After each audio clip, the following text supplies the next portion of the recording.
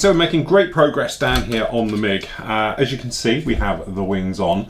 Beautiful fit. I must admit, when I first saw it, and it was just like 2 pins, and the tail ones, especially because there is no pins, they're just like a curved line.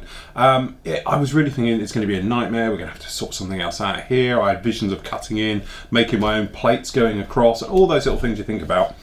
Lo and behold, unbelievably, with a little bit of cleanup admittedly, as we spoke about before, they just went in and there is no filler or no over gluing and all the rest of it to weld those in. They are in there absolutely beautiful. But hopefully you can see we've got no joins or lines or anything on there. And it has to be one of the best fits of any wing joint I've seen. But I think as well, when you look at it, you just think it's never going to work, okay? But actually, it worked very, very well. Again, with these rear ones, a little bit of cleanup, admittedly, just to make sure they go in there so it's dry fitting, i.e. don't come in there straight with the glue. See what it feels like, push it in, a little bit of sanding, a little bit of detail work, put it back in, everything else. Admittedly, this end nozzle that we've put in now, had a little step on it, sanded that away, gave us a perfect fit, okay? So also you might see, we've got the doors installed now. They're a nice simple fit as well. Again, I'm thinking I was going to have to show you various techniques of doing it. Put them in there, glued them, and no problem at all. Same with the nose one, went in there again. All right, so no problems with any of that at all.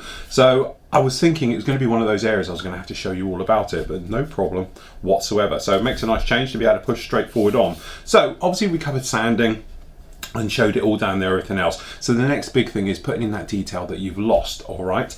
So what we've got down here, various tools that we use. Usually we use the old-fashioned P cutter, okay, which is something like this. Okay, this is just your Tamiya standard rescriber. You can see it's got the hook blade at the end.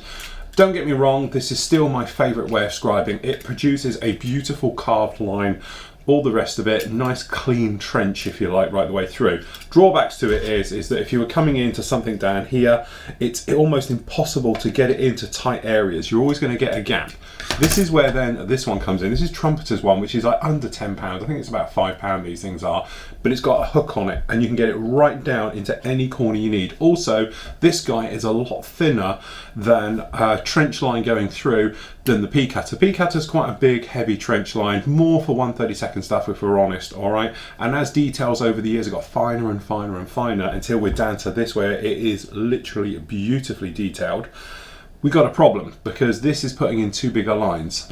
This is where this one comes in. Now this is a Holly scriber. Now it's made by Alec. Now Alec make, where is it? It's somewhere, these guys, okay? This is that reinforced sort of carbon steel that we use for doing, you know, cleaning off plastic. We showed it, okay, and everything else like that. It's the same company.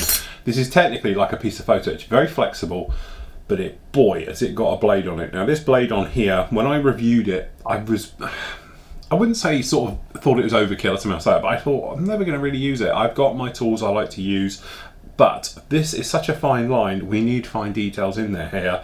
So this is why I thought, right, okay, this is actually a 0.15 on the end here. We'll give it a whirl, and I fell in love with it. It carves beautifully. It's not going to give you a clean trench. It needs a little bit of cleanup. That's something we'll speak about in a moment, but boy, does it work very well. So, usual way of doing things, we usually just come along with our guy and we'll come in. To be honest, I've done them all, so it's going to be a bit hard to show, but normally we sort of come in and we go across and all the rest of it, all right? So, and that's what I've done with all the flat areas that are straightforward.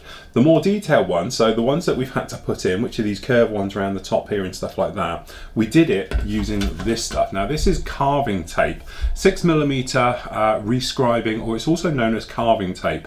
The reason they call it carving tape, it's a little bit flexible. It's great for going over complex curves because you could just mold it into how you want. It's got good bite to it, it sticks there. We reviewed it around about 6 months ago, and again, it's one of those things, I reviewed it, I thought that'll come in handy one day, put it in the drawer, never used it since. Used it on this because we've got this curve that we've got to carry on this line that's coming around here from the front. Now we put this top plate on and it fitted an absolute dream, but we sanded it, and as you can probably see, it's a beautiful clean finish on here now, but we've lost that panel line and we need to put it in.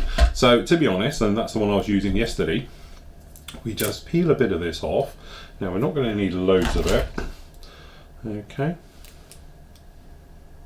For some reason I've got like a double bit on mine, all right. So this stuff here is like a modern version of Dymo tape. Now Dymo tape, I should just show you the full history on here. Have I got Dymo tape? Here we go. This is this stuff that you used to use for punching letters and everything else in. The great thing is this stuff is straightforward off a roll. It's a little bit thinner. It bends a little bit better, okay, but basically does just the same job. So you could always just cut this into 3 and roughly have the same thing that we got here, okay. But the idea being is, like here, we'll just stick this on the nose, just down here. Okay, now it is hard, so it's not just gonna, you know, be no problem at all, but you can pull it and mold it into where you want the line to be. Okay, now it is just pinching up just a little bit on here on the front, you might see, but that's something where the tape will run around it. Then you're taking your blade, we come into obviously the original panel line, and usual thing, we're pulling, definitely not pushing down, and we're literally just dragging it across. And after you've done a few, like all scribing, you should have no problem. Okay, then we lift off, and you can probably see we have a beautiful, perfect line running down in there. Okay, the other thing as well you could do is put a little bit of extra thin in there just to make sure it's gone in there perfect. The usual thing, as you can imagine, we'll do it down here on the nose. We could probably get away with rolling a blade, our usual way of doing it, but hell, why not? We do it this way. We just pop this down here on the nose like this, dropping the blade, putting it in the original panel line and doing across. Now remember, this is a very fine tool, so what you don't want to do is push down. As soon as you start to push down on it, what's going to happen is you're going to skip, and as soon as you skip, because it's thin, this blade bends as well, you could end up all over the place. Okay, and there we go. That's that guy put in there, done like that. But when we're talking the fineness of these panel lines on this model, I don't think we could get away with just doing it the traditional way, because we're not going to get in there, and it's going to make these bigger than the other parts already here. So using these two guys is absolutely fine. And what you want to do is just don't stick this down on anything, just rest it somewhere on its side, that way it retains its stickiness, otherwise you're going to lose it. But I've gone around and done everywhere on this one. Now, doing riveting work, things like that, you could do just the same way as just place that on and put it in. But to be honest, I'm being a little bit more delicate with it. So actually what we got down in here, these are from Unitool, and it goes from 0.3mm up to 1.2 millimeters. So we're going to take the smallest one we got, and these are little reamers. And then what we can do, we can come in, and we're just going to put these dots back in. So we just place it in there, and we're just going to do a bit of a twiddle, okay, just to put in the riveting that's in. Now because we sanded it nice and lightly, we can see where all the rivets are. Okay, and we can just come in, and I'm doing it 2 twists to keep it somewhat even. So basically it's 1 full turn in and back. So just 1 and 2, and if you can want to keep it going on that way, but the thing is I'm doing it here because I can see the rivets of where we were. A little bit deep on that one.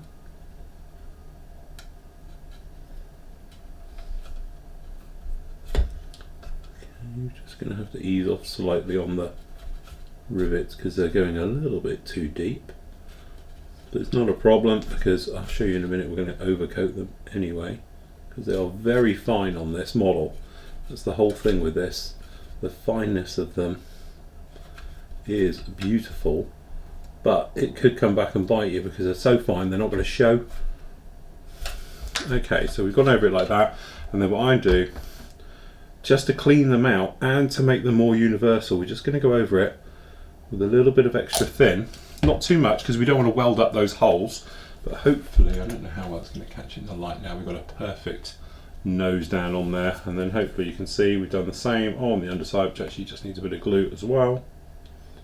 And what it'll do, it'll slightly soften those holes, make them more like the other ones, and everything else like that. Okay, and that was it. It was literally that simple, no problem at all. Time consuming because you've got to put all those little ones in, but generally very, very nice. But I am incredibly impressed with the panel line details. Now these guys over the top, I had very little reference, as you can probably see, on how the riveting went. So I must admit, when we had the carving tape still in place, I did pop over it with a riveting wheel, and that's just a case of putting it down, and we just went 1, 2, and off. Okay. The thing is, when you start going 3 and 4, you tend to perhaps blurring the lines then, so you sort of, it's not exactly in the same place every time. So what can happen then is you're in a situation where it starts to slide, and you end up with sort of not very good, and perhaps overlapping, or perhaps it slightly goes wider. So I always think 1 and 2, and that's it, you're out. Okay, so when you're putting it down, just literally 1, 2, and done. Okay, and you get perfect rivet lines just like that down in there. Okay, so there we go. That is looking very, very nice. Now the other thing we did, obviously, we've glued now our cockpit in. Okay, so we fixed that in totally. All right, got to do a little bit of dry brushing just around the top here, just to take care of it, and we've got to obviously add the HUD glass in there, making sure it's curved at the top. All right, on these ones, so that goes in there just like that, and then we got to put the canopy in. But as we do know, if you saw yesterday's vlog, when I did the test fit of this, it is a beautiful fit. You know, there's no problem with that at all. It's going to go in there absolutely fantastic. And we just check the rear canopy, so we should have a very nice closed up, button up MIG looking all the part. Masking it up, usual technique, we just pressed it in, go around it with a cocktail stick, and then cut it with a knife. There's videos up on the site you can see about that. Okay, so it's very straightforward on that one. So that is ready to be covered up again, and we're going to do it like that. A couple more lumps and bumps to go on this one, and then we can get it into primer. Okay, so we've been around and we've tidied up all the re-riveting and things, and there's just little things in wing roots, stuff like that we need to take care of. Now, I wouldn't say that's the definitive, you know, that is it, because when you get the primer on, sometimes you get a better look and certainly a better idea of what's going on. So then you can come in and re-rivet and rescribe at that point, and you'll be good to go. So down here in the cockpit area, you can probably see we've installed the HUD glass, okay, which comes up, and we've actually got him put in there now, the control grip. And to be honest, I just flicked around there with a little bit of silver on a brush. This is one of the metallizers. As I said, I never clean my brushes out. I always leave them just like it, because they are fantastic for doing this type of work where you just need to do a little smidgen right over it, and it gives a truly fantastic finish. Pilot figure's put in there, okay, so he is all good to go. The only thing I'm going to do, whilst I see it, I'm going to tempt fate. No, I'm not that brave. I was going to put a little bit of let me just grab a bit of this, a little bit of clear glue, because I know it goes glossified on top, but the thing is I intend to put the canopy on in a minute. So what I'm going to do is a little bit of gloss just down here. Hopefully it will come out the end okay. Haven't used this for a while. Literally, it looks a little bit yellowy to me, but it's going to go on black. All I'm trying to do, to be honest, is just make his visor look like glass. Okay, so best way to do this, if we just grab a pot. Yes, as I suspected, this is pretty much gone off. If we just use the other end of the stick, stick that down in there, it should open that up. That's it, just a drop. To be honest, we can just take a tiny drop, not that much for certain. Okay, that will dry back, and it will give his visor a clear glassy look instead of being you know, a little bit flat black on the top. Okay, that won't take long to dry either, literally just take a couple of moments. All over the place today. Let's grab a bit of that, clean off that. Okay, now putting on the glass work, as we said, I always like to use a PVA glue. You could just come in here and glue this. We often talk about fogging and stuff like that. Normally that's a super glue problem. The weld action glues, as long as it isn't on a clear bit, you should be fine, okay, because it's very, very faint. So this front part, to be honest, I am going to use normal extra thin just on this one. And because we've got good clearance, you can see down on these guys around here, you could just glue that straight on the top. The trouble with it is though, if you can use a weld action glue, once it's in there, it's permanent, and that is it, all right? So what I'm gonna do is, this front one, we are just gonna pop this down and in. As we knew before the HUD went in, which it still is still a fantastic fit on this. So what we're gonna do, just gonna grab a little bit of the extra thin, and we're just gonna touch and let it zip round the capillary action on all the glassy bits. All right, then we can take care of any gaps that there is on this one. To be honest, a little bit perhaps just on this edge, which is not a problem because we're going to do this type of glue work to it. Okay, I didn't think there was earlier. In fact, I'm sure there wasn't earlier. Okay, so we're just going to put that in there like that. Let that guy dry, which it will do. We can sand it, whatever we need to do on there. This guy on the top though, on the back area, in a moment when I put that in, what we're actually going to do is we're going to use a little bit of this, which is crystal clear, which is the white stuff. This is a new bottle, and to be honest, it's a little bit grittier. I know some of you in the forum are mentioning yours was gritty as well. Well, to be honest, I opened this one for the first time today, and mine was as well. What I've actually done is add a little bit of normal distilled water to it, and I've mixed it, and I think I've cured the problem. It's still a lot thicker than my normal glue. I think it may be either an old batch that's been kicking around somewhere, or perhaps, don't know, this may be the new way. If it's the new way, I don't like it. But needless to say, I've got my old bottle around somewhere, which I've been using this probably for the last 5 years, and it's not as thick as this one, and you think this would have dried out and gone thicker by now. Okay, but I think really it's just too thick. What I may end up doing, take half out, put it in there, mix it with a little bit of water, give it a damn good mix up, and it should be absolutely fine. But really the whole point of using the PVA glue is just so if you need to get in there for whatever reason, it's an easy fix, okay? Because you can just get in there with a scalpel, cut round through the glue, take it off, clean up's easy, put it back down, and away you go. I don't like to use normal, weld action glue, things like that, because if you need to get in there, it's going to be a nightmare. You need to physically cut your way in. This way it's quite easy. 9 times out of 10 I'll literally get a blade in there and peel it off to get in there. All right, so there's a couple of little bits to still go in here. We've still got to put on things like the doors down here we've got for the air brake, a couple of scoops, things like that. At the same time now, obviously you can do your weapon fit, so if you want to take care of that and put that in, that's absolutely fine, you can do that one. There's a couple of little lumps and bumps that will go on this, which will be better to put on now, I feel, purely because of glue marks. What we're thinking is we've got a little bit of photo etch things down here. We've got to put these wing fences on. We can get those installed and everything else like that, so they're looking nice and pretty and sitting nicely, so that way the primer just blends them in. Also it gives them a little bit more grip and all those areas, so we get all of those fitted in there like that. Canopies down, we can do the internal work for the canopy, i.e. we could put the blue in the inside, that turquoise blue on the inside, and then we can get in the primer. Okay, and there we go, looking really good. Finished off all the bits and pieces. All right, so that is our MIG built completed. We've got everything on, happy with around it. Been around it as best as I can and tidied up any little rescribing jobs, all the little bits and pieces on there. One thing I forgot to do was these. Okay, so on the sides here, you can probably see we've got the fences on the wings. Now they're photo etch. Technically it says about cutting out a hole from in the inside, which I will show you. I took one look at it and think, oh, this is not going to be good. Okay, when you're trying to do them like this is the holes as well, so there's one there and one here. You're always going to get a bigger hole than you actually need, and the trouble is with photo etch, it's very thin and you put down and in there. So what we need, so I've had a bit of a tidy up, let's grab that one again. We used our new favourite toy for the moment, okay, the actual Holly scraper. Being a 1.5, very close to the thickness, if not just a little bit thinner than actually what we got down here. I probably think it's around about a 0.2 thickness of photo etch. So actually what we did was just carve out a line in there, and then to be honest, I took down the height of the photo etch, just used a normal skinny sander on fine, and just took the height out and then slotted it in. Touch of super glue, thin stuff, capillary action, zips around it, takes care of it all in one. The only thing is, be careful, because which side is it? This side, you might notice a little tiny scar we've got down here. This is where I went through, and to be honest, you can feel it even. I didn't think you could.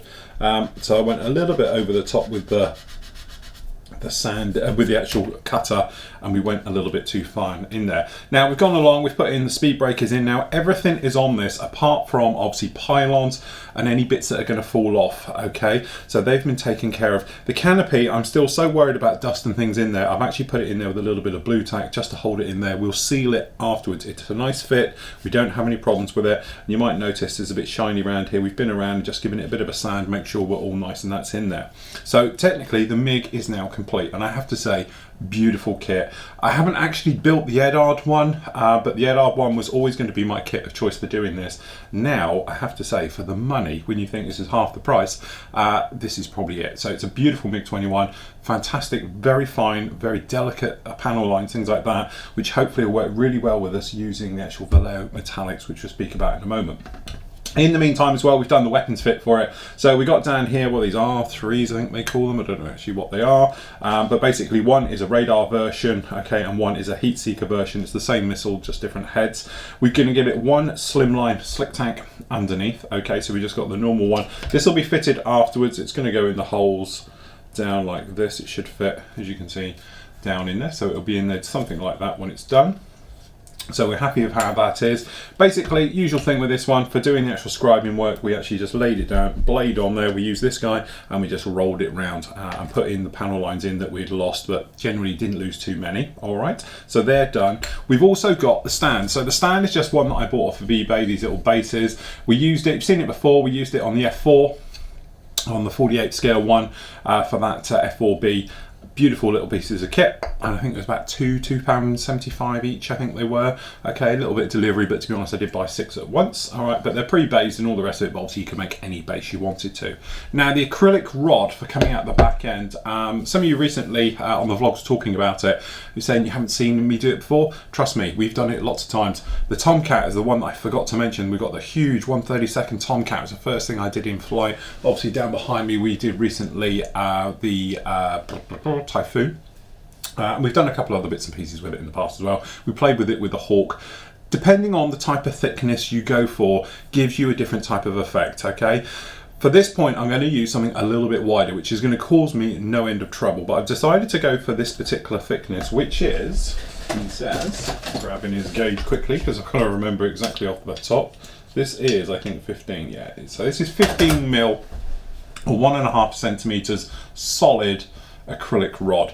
Now the idea is this will push up in the back. Now the reason I've gone for something wide, which is technically wider than the internal nozzle, so what we're going to have to do is actually sand this or put it on a lathe and take it down a little bit if you haven't got one, or just sand it, and I'll probably, to be honest, use my little saw just to chick it away and put this in, is because I like to have it to have a good scale effect. Okay, there's nothing worse if you're going to come in and you have something too thin. So for argument's sake, if we just show you what I mean in brass, we've got the brass stuff all down here, various scales and widths and everything else. But if you use something that's too thin, just to exaggerate, it's going to look a bit silly if this was coming out the back end and bent round and all the rest of it.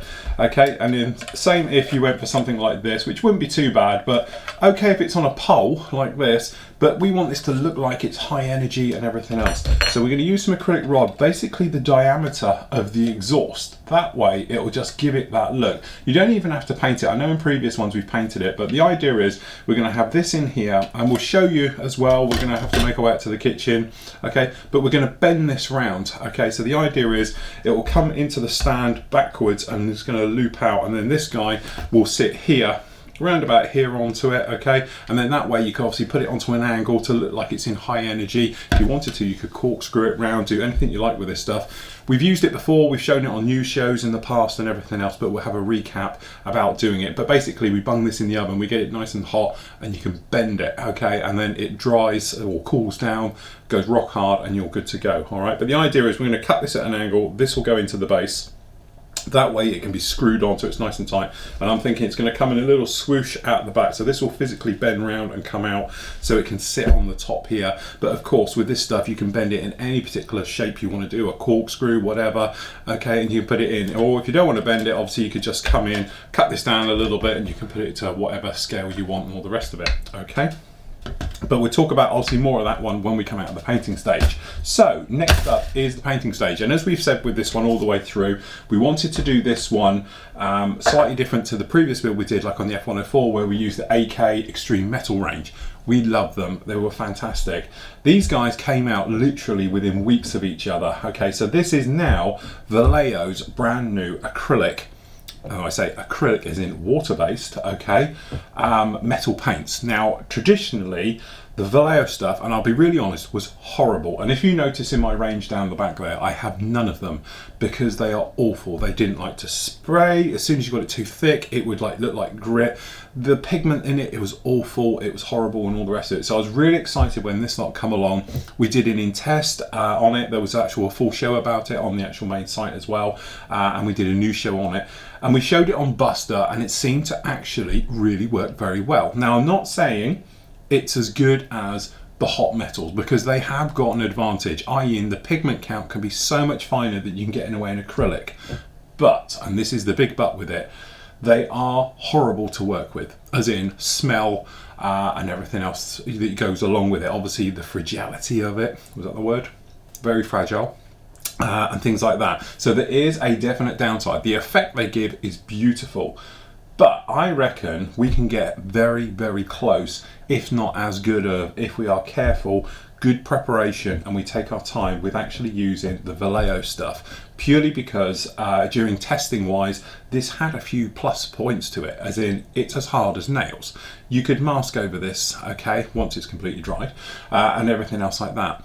Overcoating it, piece of cake, okay, and all the rest of it. So this particular time though, we're going to do it slightly different. We're going to use only their products. Okay, so we're actually going to be using, as we've got down here, this is their black base, which is 77.660, and it is basically gloss black. Okay, as we know, metal surfaces, smooth finish makes the pigment lay flat, gives you a better finish. If you're going over flat, they're at slight angles, things like that, it will exaggerate and they're not as nice. Then we're going to come in with aluminiums. So for obviously from our point of view, we're going to be using aluminium. Where is it? So we've got 3 types of aluminium down here somewhere. Oh God, where is my normal? So we've got a normal aluminium, which is 77701. This obviously is going to be our base majority color right over it. But then we've got things like, we've got the dural aluminium, which is 77702.